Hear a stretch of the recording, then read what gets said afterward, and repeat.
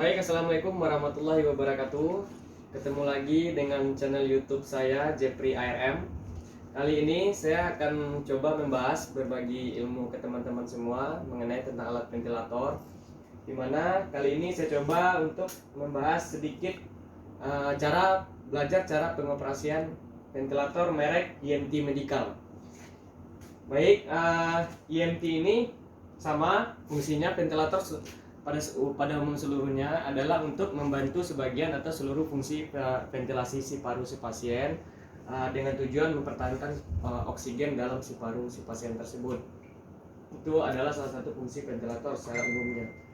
Ventilator ini dia terdiri dari satu input oksigen, jadi dia sistem blower. Di dalam sini ada blower, jadi dia inputnya cuma ada satu oksigen. Beda lagi dengan tipe lainnya, ada yang inputnya oksigen sama air. Berarti tipe ini dilengkapi dengan turbin di dalam unit tersebut. Kemudian ini kabel powernya. Kemudian sebelum menghidupkan ventilator, ini bagian-bagiannya ada breathing circuit di sini. Kali ini saya coba pakai breathing circuit untuk pasien neonatal. Ini ada flow sensor.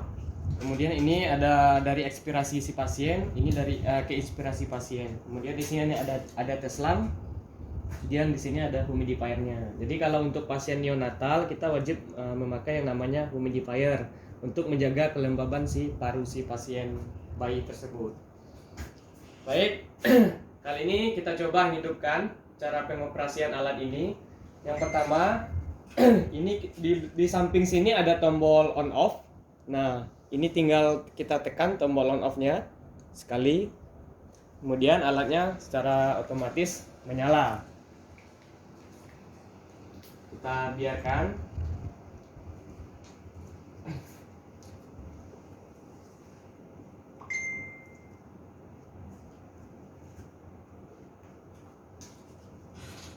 Ini lagi starting atau loading dia.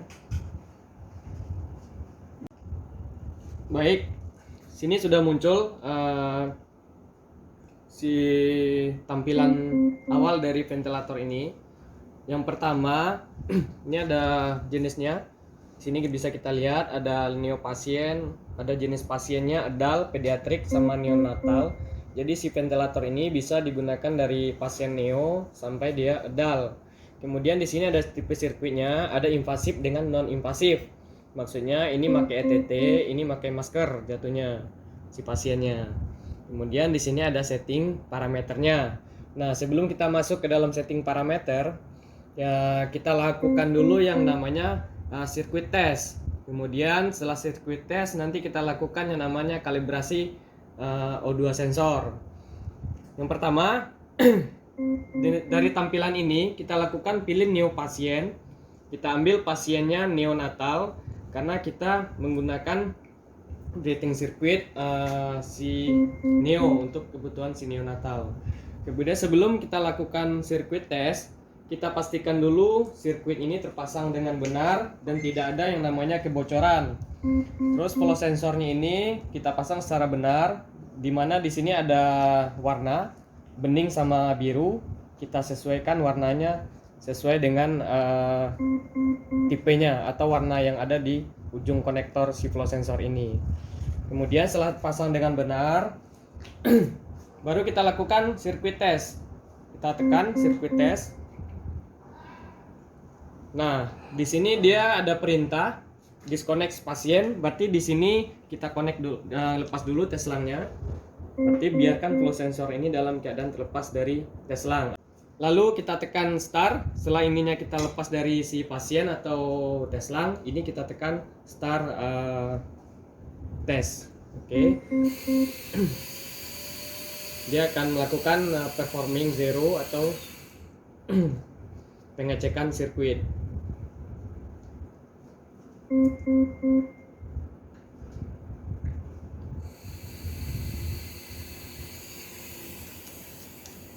Biarin teslangnya terbuka sampai ada perintah, nanti dia minta ditutup ujung dari sirkuit ini atau flow sensor ini.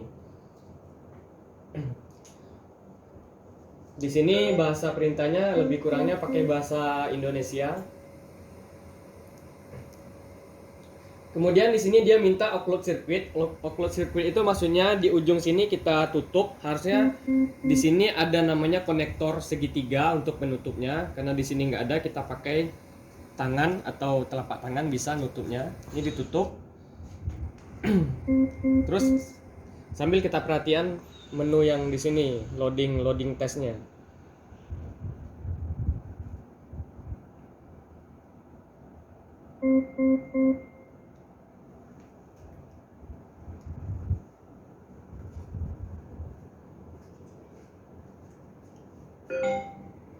Kemudian di sini dia perintahnya reverse defollow sensor.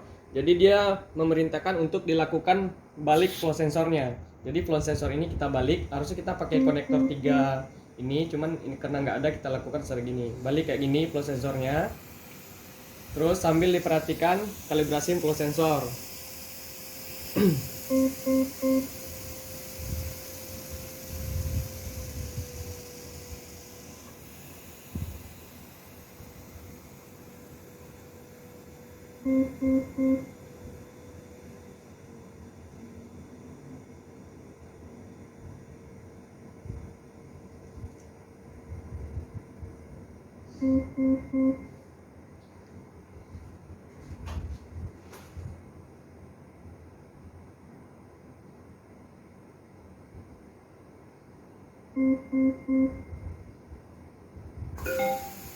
Nah, jadi dia kemudian ada perintah lagi, dia minta flow sensornya dibalik lagi seperti semula, dikonek ke ujung earpiece yang ini. Sudah, biarkan berjalan running test flow sensornya.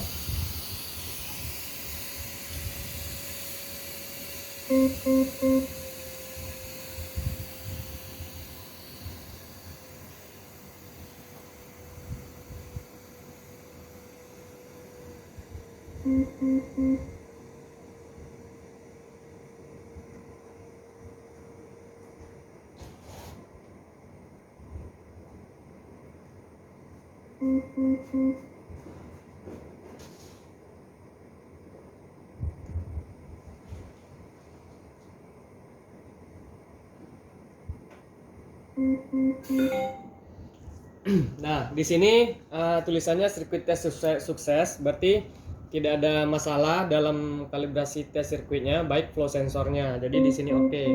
Kemudian kita lakukan close, kita close. Nah, di sini ada tampilan. Kalau kita mau melakukan oksigen sensor calibration, sebelum kita masuk ke menu settingan, kita pastiin O2 sensornya masih bagus atau tidak. Kita masuk ke menu, main menu di sini. Kemudian ininya kita geser, menunya ini kita geser sampai dia ada nanti, sebentar. Di sini ada calibration assist namanya di menu main menunya ini. Lalu kita tekan dan kemudian kita pilih oksigen sensor calibration ini. Kemudian dia muncul kayak gini, kita lakukan kalibrasi. Oke, dia running progress oksigen kalibrasi, dan pastikan oksigen inputnya terpasang ke tabung atau sentral oksigen.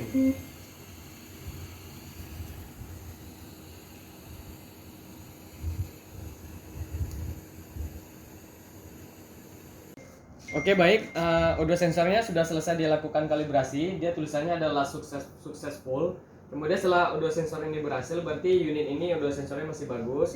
Kemudian kita balik lagi ke menu awal untuk pemilihan si pasiennya dengan menekan main menu. Kemudian kita lakukan start screen kembali.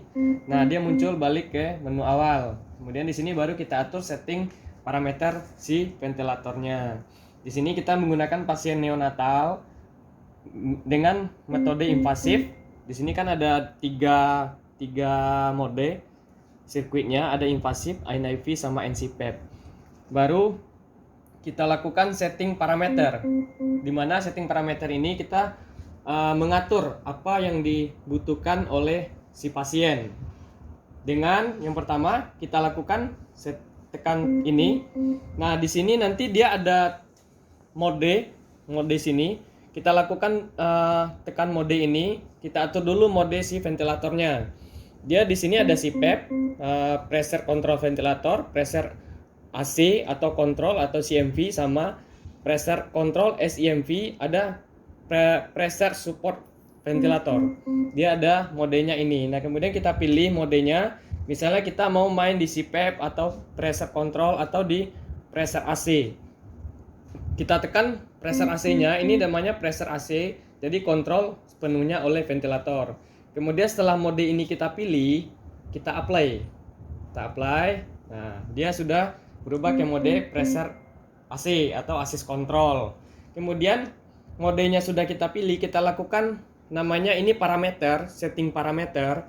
Jadi ada pressure inspirasi karena kita bermain di pressure, ada PIP, ada rate, kemudian time inspirasi, flow triggernya, ada rise autonya. Kemudian di sini yang paling penting adalah oksigennya, berapa FiO2 yang kita berikan ke pasien, itu sesuai dengan kebutuhan si klinis si pasien. Kemudian setelah kita atur ini, semuanya kita atur dengan menekan ini misalnya ngatur kayak gini, misalnya kita atur 7 atau 7,5, kemudian di apply, kemudian PIP-nya berapa, misalnya 3 atau 5 PIP-nya, kemudian kita apply. Kemudian di sini ada rate yaitu jumlah napas per menitnya. Misalnya ini berdasarkan berapa kebutuhan jumlah napas si bayi tersebut atau si pasien tersebut.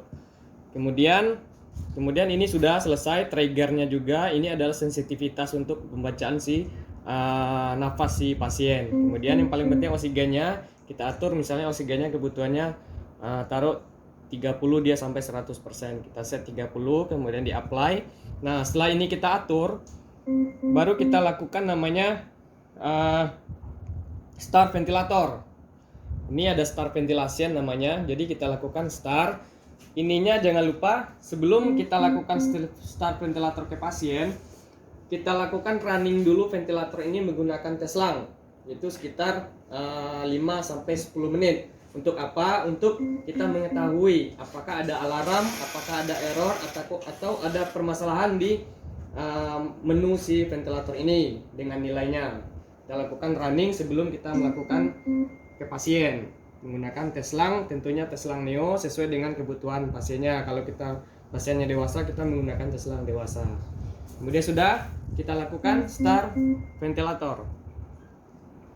Kita running ventilatornya. Nah, di sini ada muncul grafik grafiknya. Kemudian di sini ada muncul tampilan nilai hasil dari settingannya. Bisa diperhatikan teman-teman semua. Dimana ini adalah setting awal yang kita setting. Jadi pressure inspirasinya 7,5, PIP-nya 5, rate-nya 30. Kita perhatiin oksigennya 30, kebacanya 30, rate-nya 30, kebacanya 30. Kemudian kalau main di pressure, kita tidak bisa membaca pressure, tapi kita bisa memantau volume si pasien gitu. Kemudian PIP-nya 5, kebacanya 5. Berarti secara normal unit ini sudah berfungsi, sudah bekerja dengan baik. Ini bisa kita lakukan langsung ke pasien atau langsung dicoba ke pasien, memastikan unit ini berfungsi dengan baik. Tapi jangan lupa kalau bisa runningnya ini 5-10 menit. Ventilatornya digunakan, cara mematikannya ini kita lakukan. Di sini ada menu, kemudian menu ini kita tekan, kita geser. Di sini ada muncul tombol sit down. Ini cara pertama, ini tekan sit down, kemudian baru kita geser. Kemudian ada cara kedua dengan menekan tombol samping sini, kita tekan, kemudian dia muncul juga sit down. Nah, tergantung mau teman-teman mau pilih yang mana, dari layar atau dari samping sini. Kemudian baru kita geser si ininya ke oke. Kemudian unitnya melakukan running sit down atau dia akan mati. Bagi teman-teman elektromedis di rumah sakit, untuk melakukan yang perlu dilakukan pemeliharaan untuk ventilator ini, yang pertama kita harus memperhatikan filter di belakang sini. Di samping sini ada filter. Nah, ini harus selalu diperhatikan. Pastikan filternya bersih. Kalau seandainya filternya kotor, segera diganti atau dibersihkan. Kemudian di belakang sini juga ada filter. Ini filter fan-nya, fan-nya. Jadi ini harus diperhatikan juga, kalau filternya kotor, silakan dilakukan penggantian filter atau dibersihkan minimal 1 bulan sekali. Kemudian di sini ada O2 sensor. Kalau teman-teman nanti ada O2 sensornya bermasalah, violet atau tidak akurasi, kita bisa melakukan O2 sensor di samping sini. Ini tinggal dibuka di samping sini, teman-teman. Ini di sini ada 2 sensor. Dia pakai 3 pin. Pin ini biasanya dia pakai, kalau nggak pakai analitik, dia pakai OM202 bisa. Jadi 3 pin oksigen sensornya. Bawah unit EMT ini ada filter juga nih, filter.